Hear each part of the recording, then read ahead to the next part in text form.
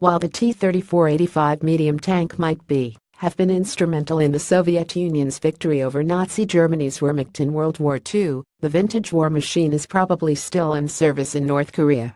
The Soviet Union delivered some 250 T-34-85s to the nascent Democratic People's Republic of Korea before March 1950. The Soviets delivered more of the tanks later over the course of the Korean War. The North Koreans lost many T-34-85s during the war as it became very apparently that the American M26 Pershing, M46 Patton and the British Centurion grossly outclassed the long-serving Soviet Built tank. It's not clear how many of the antiquated T-34-85 tanks are still in service with the Korean People's Army, but some of the machines were spotted in North Korean propaganda videos as late as 2012. There were some 250 of the vintage T-34-85 tanks in the North Korean inventory as of 1996 according to some sources, but it is not clear how many of those machines are still in service. North Korea has been isolated for much of the preceding 25 years under various sanctions and embargoes, so it is possible a significant portion of those tanks are still in the KPA inventory.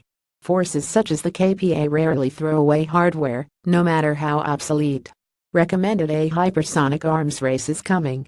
But how would the T-34-85 fare on the modern battlefield? If the KPA were to use the T-34-84 as part of mechanized formation conducting actual maneuver warfare, it would probably not end well for those crews.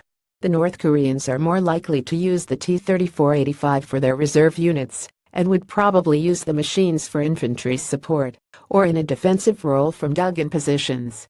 Otherwise, out in the open against either US or South Korean forces, the T-34-85 would be basically useless.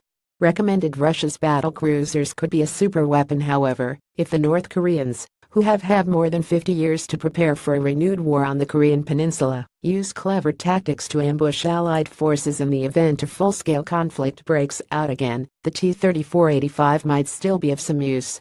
The KPA would likely have to use camouflage in North Korea's rugged terrain to their advantage to ambush US and Allied forces under conditions that are favorable to them.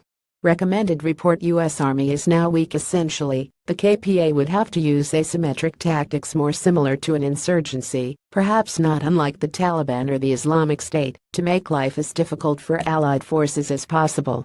Even then, the KPA would likely suffer grievous losses, and would inevitably lose ultimately, but they could make Allied forces pay for every millimeter of ground and blood in a fanatical defense of their homeland. Fanatical defense of the homeland, even under the rule of a totalitarian state, is not unheard of. The German Wehrmacht and the Waffens would often put up a ferocious, often suicidal, fight even when there was no hope of winning toward the end of the Nazi regime. Similarly, Imperial Japanese forces would often fight to the last man rather than surrender, often out of devotion to their emperor. And while North Korea is a nominally communist dictatorship, its leadership more resembles a Confucian monarchy in many ways. It's not out of the realm of the possible that North Korean forces would put up a fanatical defense of their regime and fight to the bitter end with whatever means they have left to them. Image Creative Commons.